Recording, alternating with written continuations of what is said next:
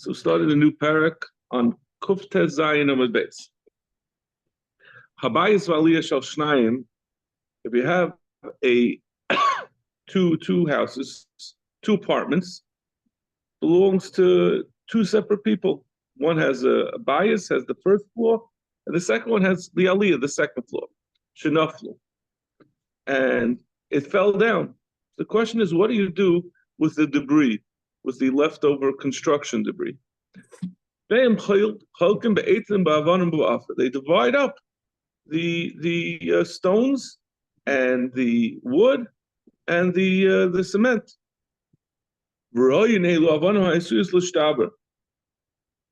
And then you divide up. You see who's likely to have owned originally the broken stones. That means there's a bunch of bricks. Some bricks are broken and some are whole.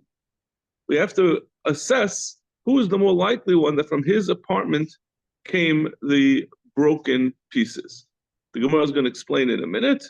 It's going to depend on how it fell. If it fell straight down, and we assume that the first floor collapsed and broke, the bricks there broke, and the second one's, the aliyah, the second floor is intact. It just fell down straight down.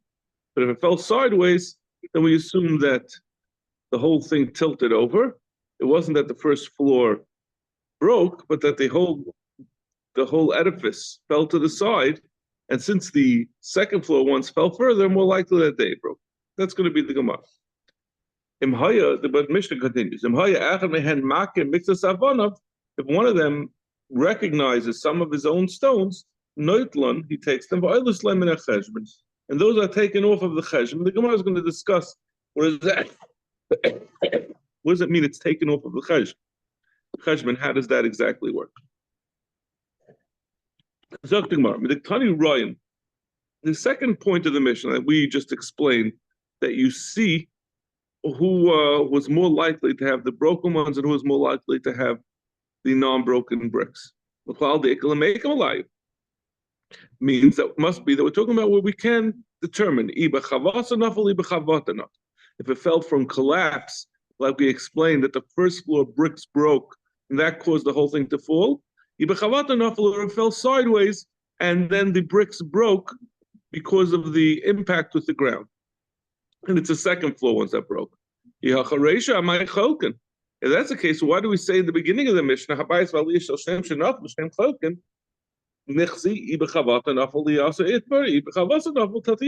let's look, where are the bricks? Do they fall straight down? Then it's the first floor that has to absorb the cost of the broken ones, broken bricks. And if it's fell sideways, then it's the upper floor. Why do we say so the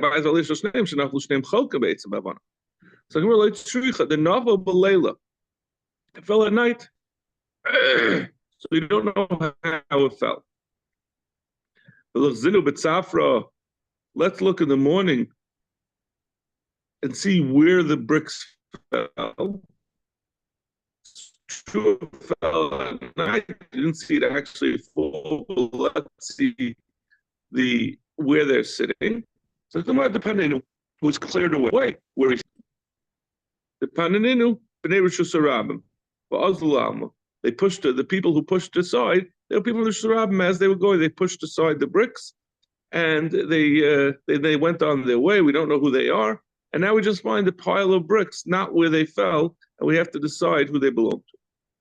But Lechzi, so the Gemara says, okay, so we can't determine how it fell, but let's decide. Why are we saying Cholkin?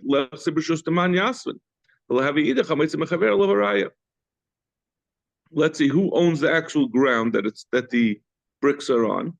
Whoever's ground it is. The other one is the Metzia Mechavel of Arayas. Instead of saying Yachleiku, say he gets to keep the whole bricks because he's holding on to them, and let him give the broken bricks to the other. So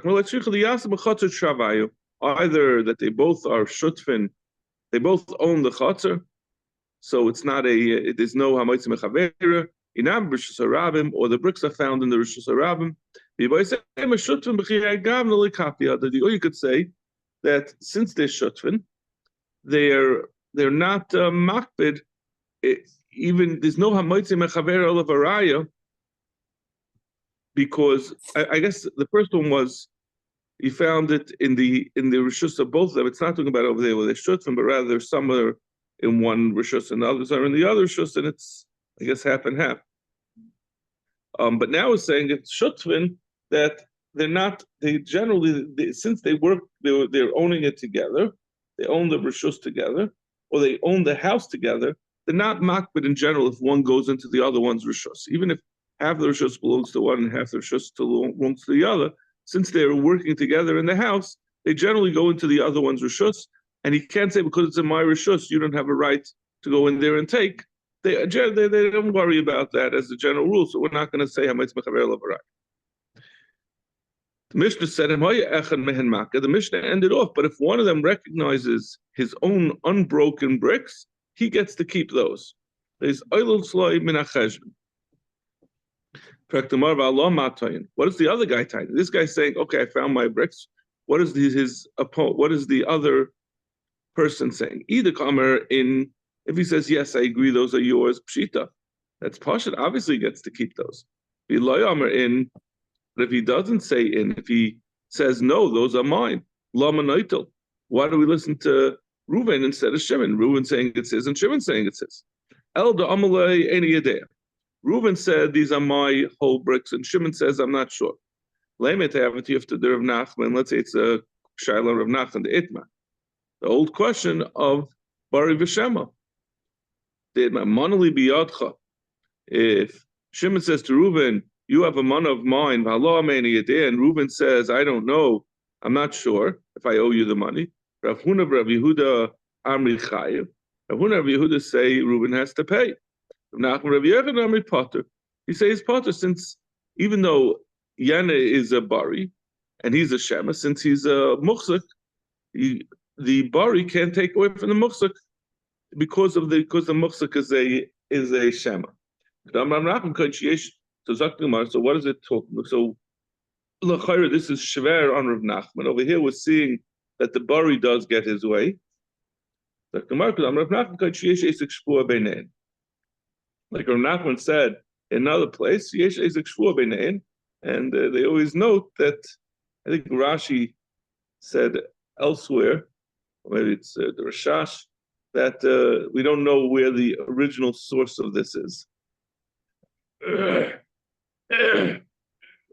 talking about the case that of our Mishnah that was saying that the Shema has to he has to be moida, he has to allow the other person to take it, is where there was a shvua anyway.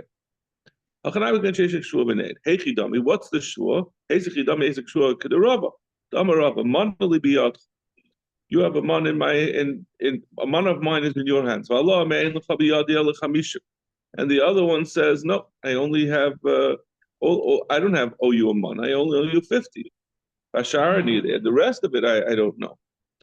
So that's a moedav mixus, and so he's mechoyev in a shvua on the rest. But he's saying I'm a any day. He's not a moedav mixus, kaiver mixus. He's a moedav mixus any day mixus. And obviously you can make a shvua to say any day. Since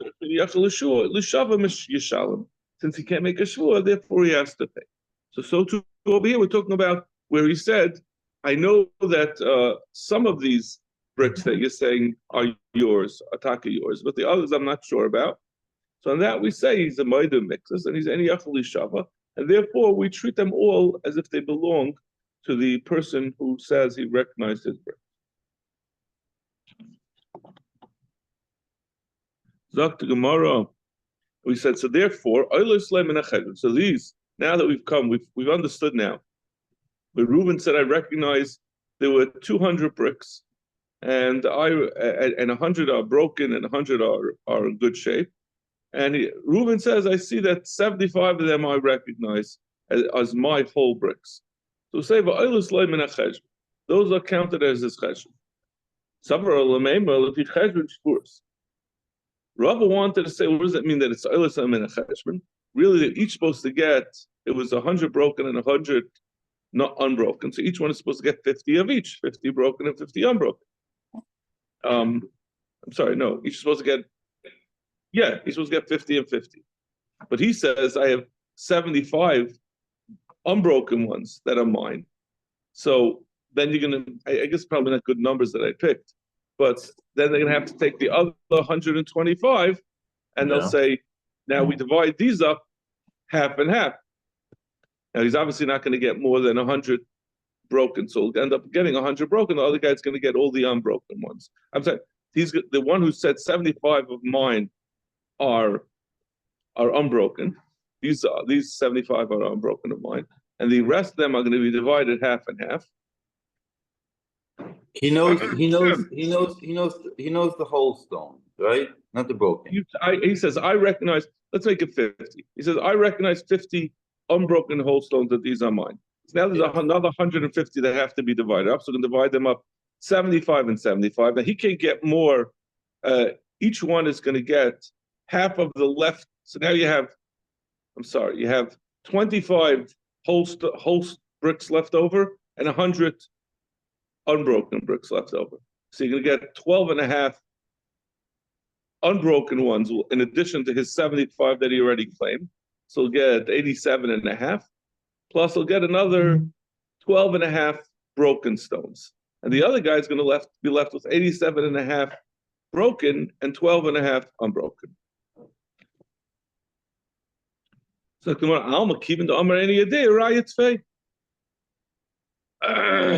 Says that therefore, since the person who said I don't know, he's ending up worse off, obviously. No, it should be the other way around. The one who said that I recognize these broken ones, he should be worse off. He recognizes the whole ones always, right? He recognizes the whole ones, yeah. But he says it should be worse for the ones. Let's change the case. Now we did 75. He said I recognize 25. Yeah. So he says, since he recognizes these, so he's recognizing his whole stones. We should say this is the limit. Whatever he saw and recognized, those are the only ones that are his whole stones, because he seems to recognize his own whole stones. The broken ones you can understand he can't recognize because they're disfigured, but he recognizes all his whole stones. So let's say whatever he saw, that's all he gets. Now, my example of 75 wasn't a good example because it's more than he would have been entitled to anyway. But let's say it was 25, so he should only get 25 whole, and then the rest of the other 75 whole stones should go to the other guy.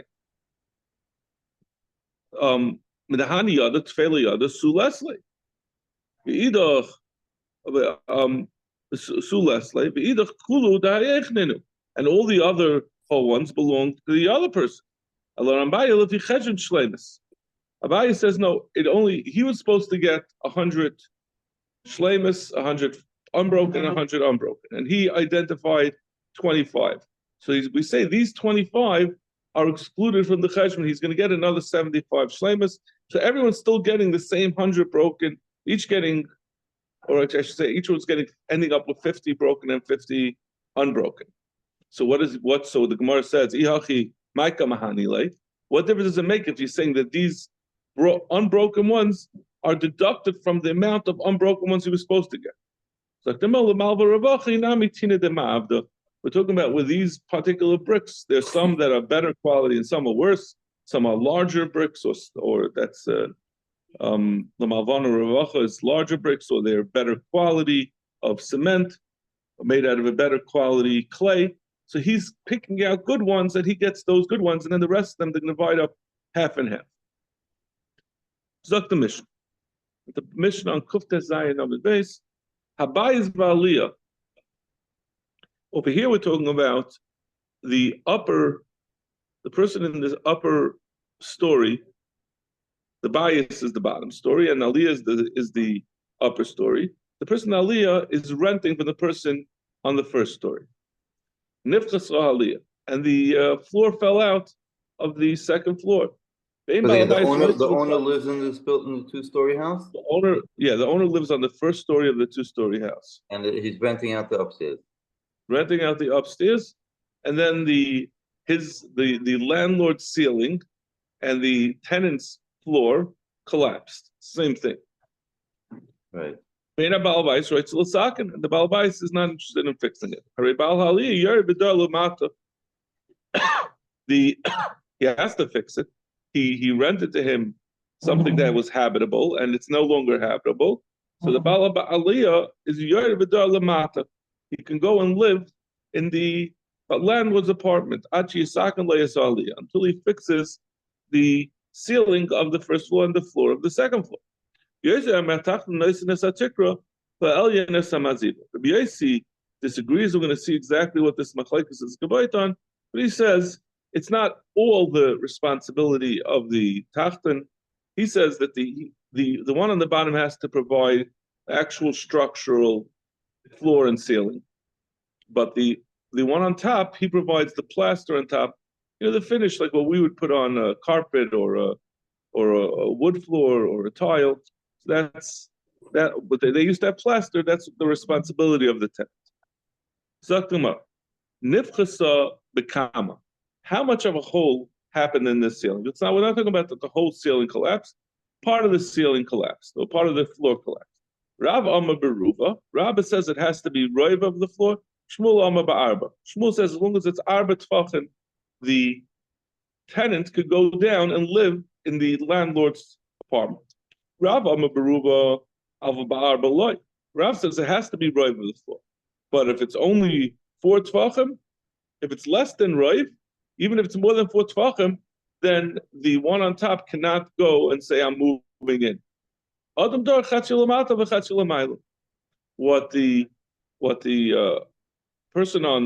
landlord could say is, listen, I don't want you to live downstairs. I'll give you an area downstairs that you can use that's equal in size to the part that broke, and that's a good time, because you can't.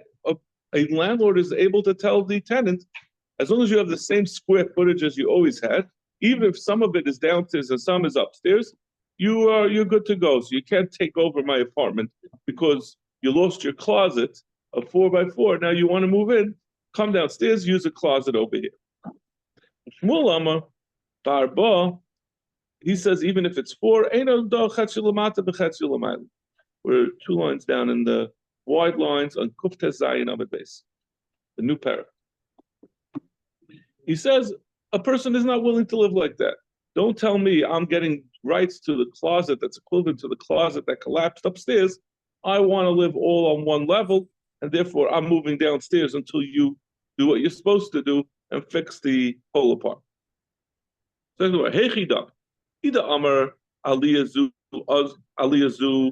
what was the case? What was the original agreement between this landlord and this tenant?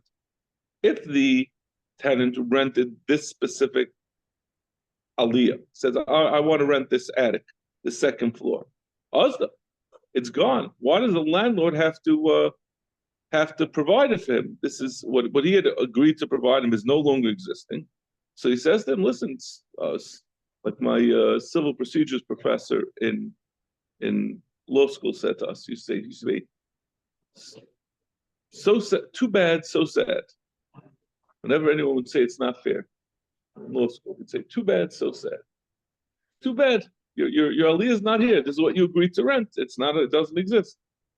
Elo de amalei aliyah stam. Elamai, it's talking about where he said, I want, it's a big property owner. He says, I'm renting you a second-story apartment of one of my big portfolio of apartments. In that case, he should have to rent for him a different one. He promised him a second floor apartment. He has to give him a second floor apartment. Amarava, but why does he go down to the first floor? Amarava,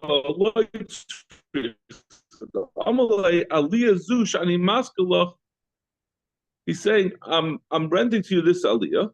Kisalka salik bada. If when it's in good shape, you should go in it. Kinachas chavas bada. But if it falls down, go down. You have the downstairs. What's the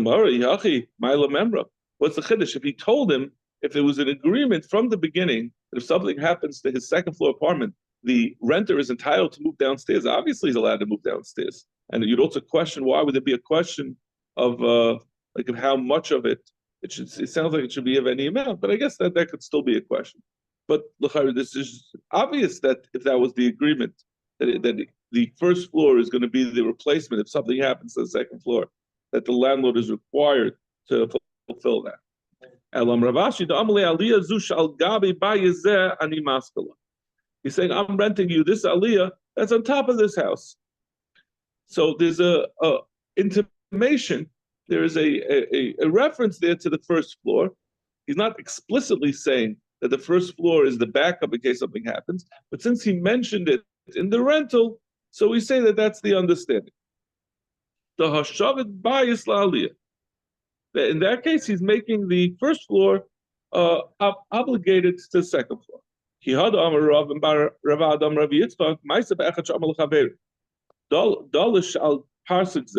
This vine that's on top of this apricot tree, I'm selling it to you or renting it to you. The term says he's renting it to you. And then the apricot tree fell down. Ruchia said, the person who had rented the vine said, I don't have what to hold up my vine.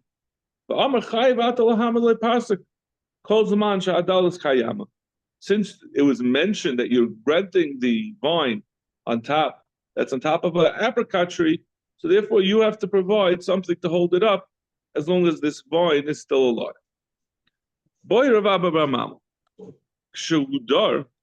Question that probably was bothering everyone from the time we heard of this case.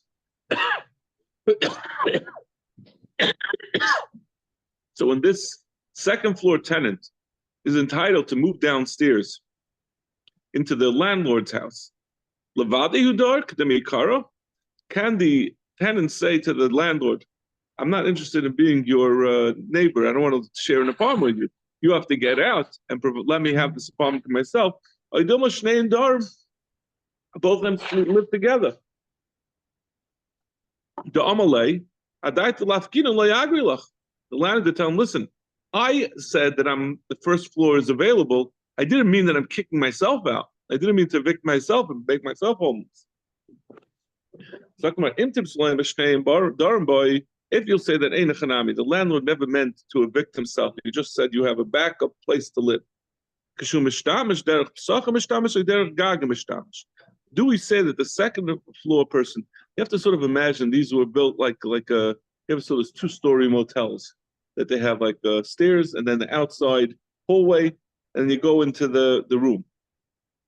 Do we require the guy on the second floor to go through the outside steps and go into his own apartment and then come down with a ladder into the first floor? So we say derech gag, and he has to go through his own house and come through the second story and go down. Or can he go through the front door and share it? He's a full partner with the landlord's first floor apartment. Do we say, listen, you rented a second story apartment, that's what you have. You have to go through your own entrance on the second floor.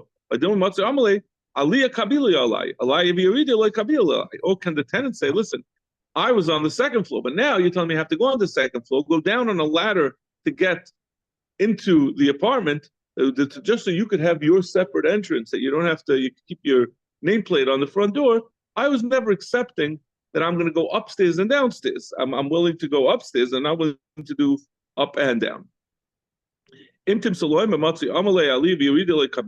he could say he's entitled to go through the front door, what happens if what if you have a three-storied house? So you have the landlord on the bottom floor, and he has two apartments on top of it. Now, if the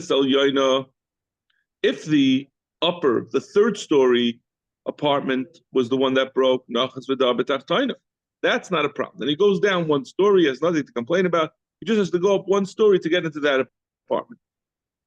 But what happens if the second floor of the three-story house is broke? Can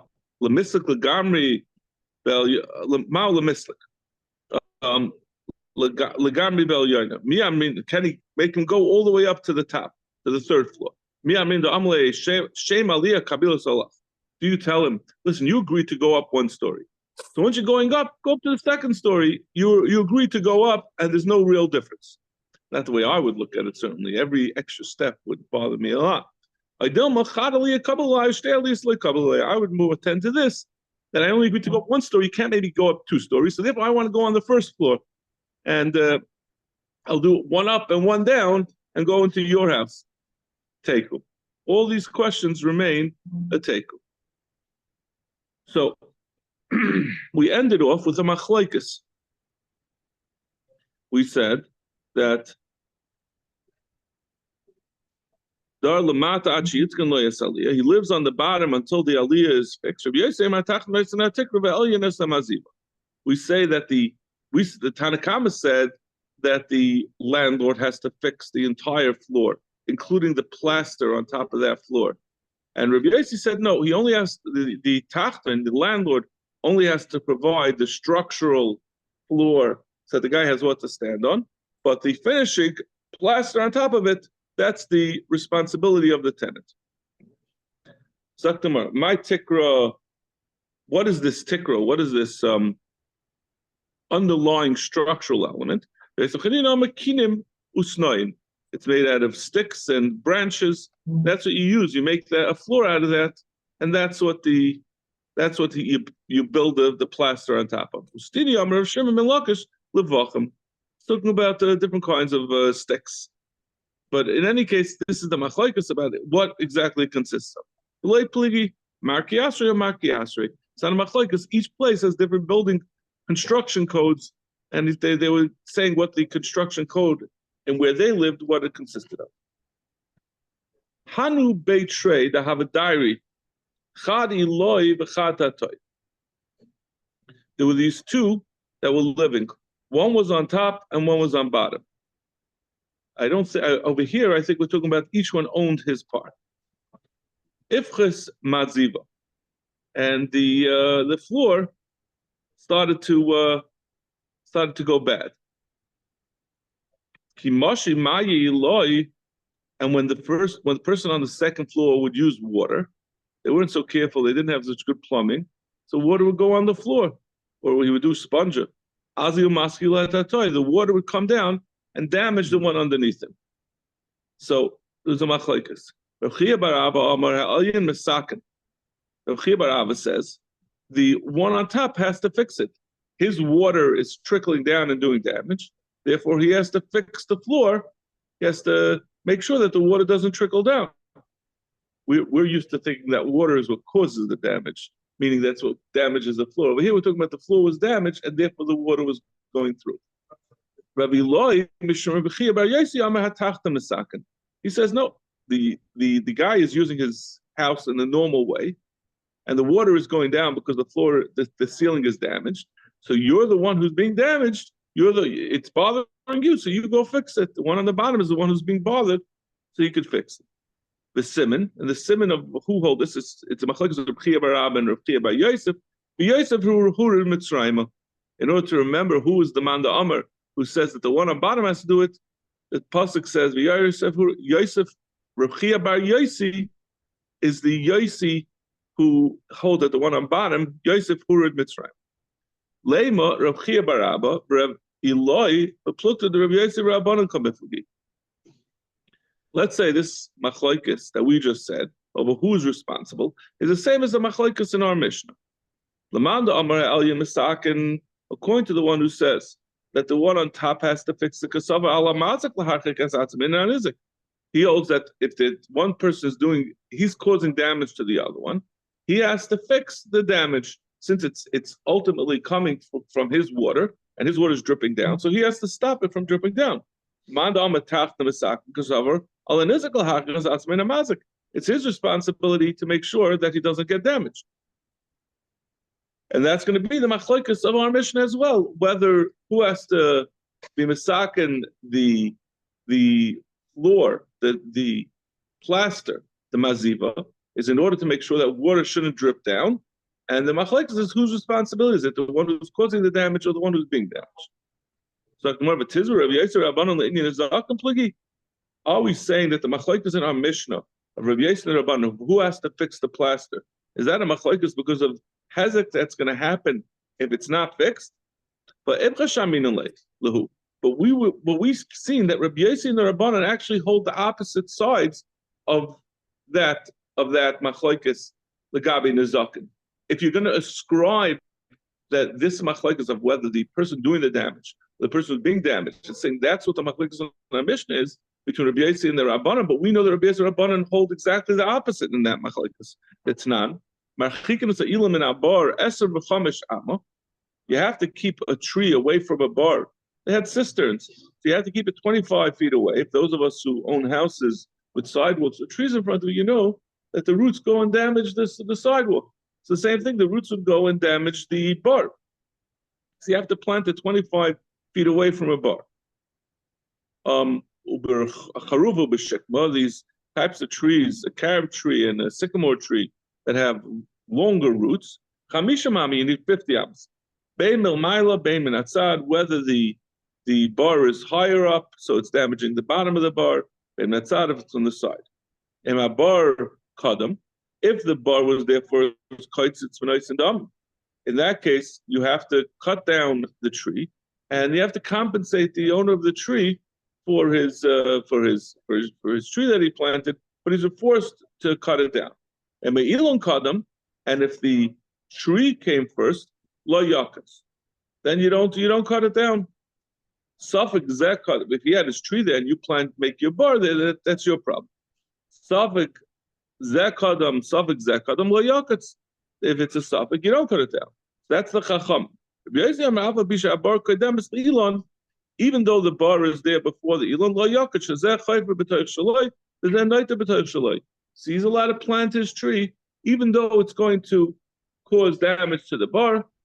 It's the responsibility of the one who's being damaged to make sure that he's not close to something that damages. So coming out exactly the opposite. In our Mishnah, Rabbi Yossi said that the alien has to take away the maziv because he's the one who's doing the damage. At least the way we had tried to understand the Mishnah. So Rabbi Yossi is saying that the person who's doing the damage has to make sure that the damage doesn't arrive. And Legabi, these trees next to a bar, he's more makel. He says it's more on the one who's being damaged that he has, even though he put his bar there and then someone else put his tree, you're allowed to put a tree. It takes 10 years till the roots reach the bar. He's allowed to put his tree, and the person who has the bar, let him dig his bar somewhere else. So therefore, that original way of understanding that the machlokes of our Mishnah of who has to put in the plaster is because of the damage that will be done from water. We're going to have to understand the Mishnah differently because Rabbi Yossi and Rabbanan are coming out. We know that their shita is exactly the opposite of the way it was described. The Hasam cometh to be. Elamai, we have to say that this machlokes between Reb Chia bar Yossi and Reb Eloi, B'Shem Reb Chia bar Yossi, and between Reb Chia bar Abba, is going to be the same machlokes as Reb Yossi and Rabbanan over there, meaning that they're going to hold that Reb Yossi holds al ha nizik l'harchik asmai, and the Chacham say al mazik, and that'll be the same as the machlokes between Reb Chia bar Abba and Reb Chia bar Yossi.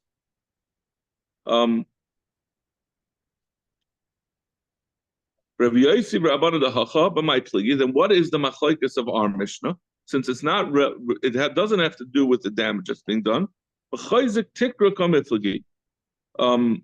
With who has to provide the plaster on top? Whose responsibility is it? Not because of the damage, but because of general principles that the balabayas, the landlord, has to provide something that works. He has to provide a working floor. Rabbanan Savri Maziba Exuki Tikru. The Rabbanan who say that it's part of the landlord's responsibility, he says that the plaster reinforces the structure underneath it. Exuki Tikru Latachtam Boy Lasuki. That's the landlord's responsibility. Yesi Savar Maziba Ashwiya Gumasu. It's just to make the upstairs more pleasant. To smooth it out that there shouldn't be holes. Now we're going back to the original machlokes. We're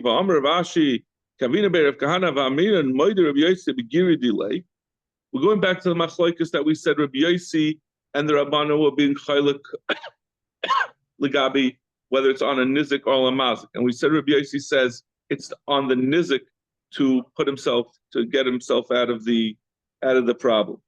So the Gemara is saying How could we have wanted to say that Rabbi Yossi holds it's al hanizik, and therefore he has to put in the plaster. But even Rabbi Yossi is masking that if the person on top would pour water and it goes directly down and hits the other guy on the head, that it's certainly on the mazik in that circumstance to be responsible. How could we have ever wanted to make such a comparison? But if someone's pouring water down and his water is hitting someone on the head, it's not that eventually, like the case of the trees, that eventually the roots reach out and damage. It's direct. So it's like his own arrow. It's like he shot an arrow and hit him directly. So it should be chayiv, even if you hold that it's all in ala nizik.